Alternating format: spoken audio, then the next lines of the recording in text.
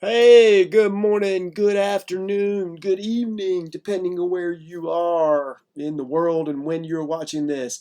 Hello again, my name is Kurt Lieberman. I am the owner of Tar River Arms, and today I just want to talk about or go through a quick review of the Sig MCX patrol rifle.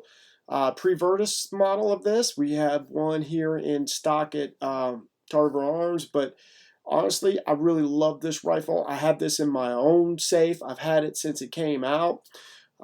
Every time I take it out and I shoot it, I'm just freaking amazed. And I went out, took it out last weekend, which is one of the reasons why I want to review it. This thing's been sitting on my wall here for a while. I think people think it's a gem that is just not understood or just not people are aware of, or they've just forgotten about it because the Vertus has come out or whatever. But I love this gun.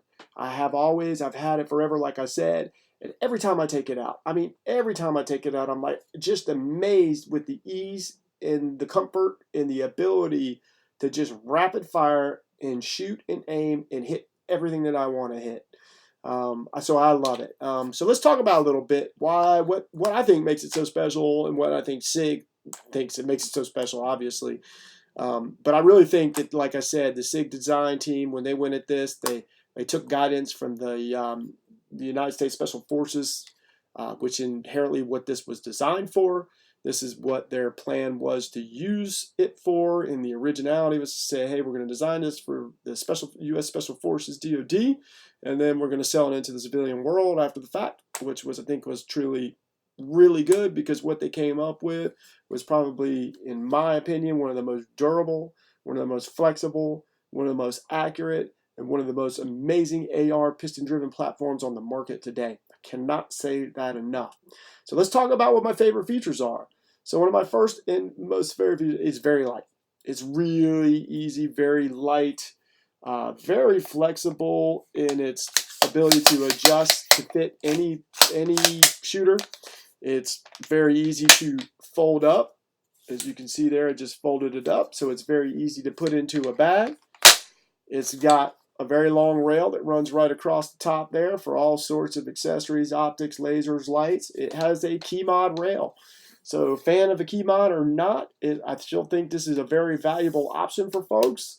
And it comes in 4 different sizes. It allows you to change out the 4 different rail sizes for whatever need. And I'll show you in a minute why you want different rail sizes for this gun, which is, I think, another thing that makes it incredibly awesome. The other thing I'll talk about as well is on the buttstock. You have tons of options on the buttstocks. There's different foldable option buttstocks for this.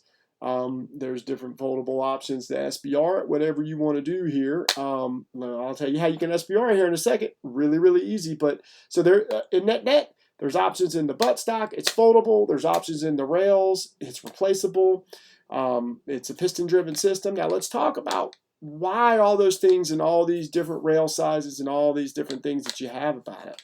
This, to me, is one of the most amazing things about it. So as I take this front pin off here, and I take that off, look how easy that was to take that rail off. This rail is super light. I don't know if you can see it. Super thin, super light. And then one of the things about it. So here's what makes this thing so special. So this barrel right here is a piston-driven barrel. You can see the piston right in here, and I'll show you in a minute. See these 2 screws right here? Sorry, just trying to do this without looking at it. But these 2 screws right here, take these 2 screws out. Look what happens. This is the barrel. It just comes right on out. These 2 screws, lift it out. Boom, it slides out. And now what you're doing here is you're switching calibers. So what I have in here right now is a 5.56 barrel inside this thing. Or I'm sorry, it's a 300 blackout barrel. And what I have in my hand is the 5.56 barrel with a suppressor. A lot of times it'd be the other way around. The suppressor would be on the 300 blackout barrel, but that's okay. This is for demo purposes. But one other thing, so not only is your piston system driven in here, and your barrel is replaceable within 2 minutes, if that. Literally 2 screws, boom, slide it in, 2 screws back on, boom, slide it in, change bags out, whatever, put your 300 blackout or 5.56 depending what you're going in, boom, you're ready to go. Suppressor. One of the things I like about this, and it's a little hard to see in here, but this barrel is tapered up here at the top. And the reason it's tapered is so that you can direct thread your suppressors on there without a washer, which increases accuracy, which decreases problems, which is just overall good for the suppressor not to have a washer in between it. It's perfect, man. They designed that with that thought in mind. But anyway, so yeah, as you can see, this barrel is completely replaceable, very easy to maintain, very easy to take off, and just incredible. Now, some of the other advances in this rifle, these are the things you can see, right? The things that you can't see. There was a lot of lessons learned in the previous piston system driven systems that were out there in the market. And one of the things they looked at was the Stoner designed AR, which included the use of a steel cam pin and steel feed ramps. They said, that's what we need. We need those two things in here. And the reason it is because the cam pin on the bulk carrier group takes a hell of a beating on a piston system, because the piston system really removes any of the opposing forces inside the bulk carrier as things move with gas. What happens with this in a piston system, as you saw, this thing right here knocks the ever-living crud out of the gas key in the bolt to make it cycle back. So there's a lot of pounding going on that, and they put that steel pin in there, to the steel cam pin, to make sure that, one, it doesn't wear out, which was proven in the Stoner AR, and that if that it could take a whole lot more abuse, which is something that was required from the Special Ops Force. But don't worry, because if you put thousands and thousands and thousands of rounds like we do here, and it does wear out, it's replaceable. Thank you, Sig. Thank you.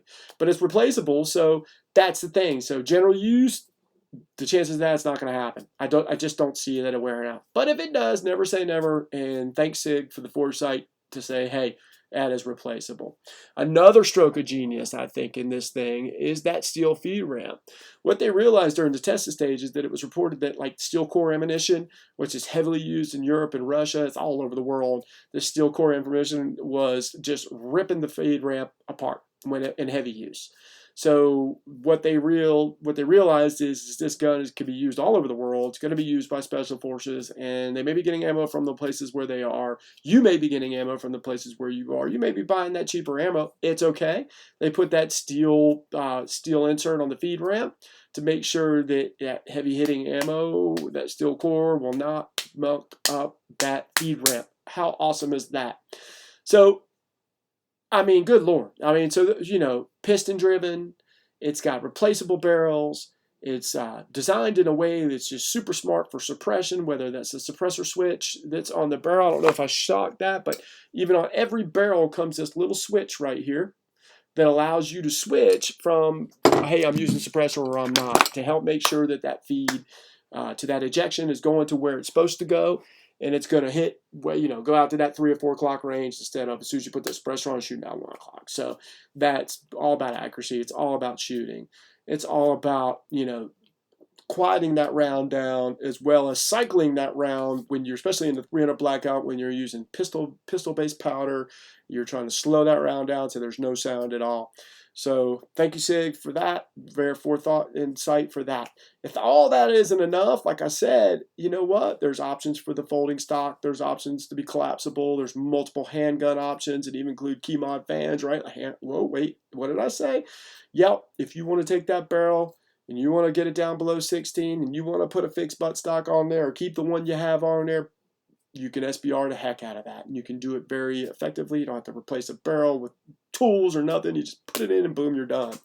So I personally love this rifle, if you can't tell. It's one of the best ARs on the market, if you ask me. I have spent days and nights in the woods with my gun. I have shot thousands and thousands of rounds, whether it was target shooting or hunting hogs. I love hunting hogs with this rifle because I can just put the 300 blackout barrel on it, put a big old bright light on that thing, a green wicked light I think is what I have, and just sit and wait. 300 blackout, silent, I reload. So this rifle, like I said, so it's easy to see once you have this gun, you hold this gun, to see why our special ops, our SOF teams, our special operation forces teams, and civilian shooters just love this all over the world. So this rifle's in my safe. I never plan to get rid of it.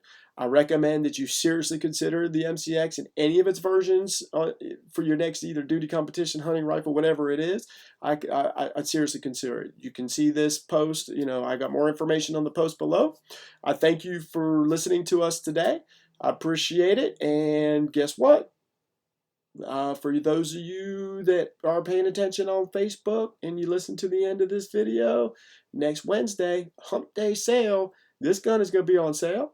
and it's going to be just barely over my cost. So right now it sits at something like $1849.99. That's its like cost. It's going to go down by several $100s. So I would come in next Wednesday after you do this review, after you look at this, after you see everything online about this and how awesome it is. Come in next Wednesday.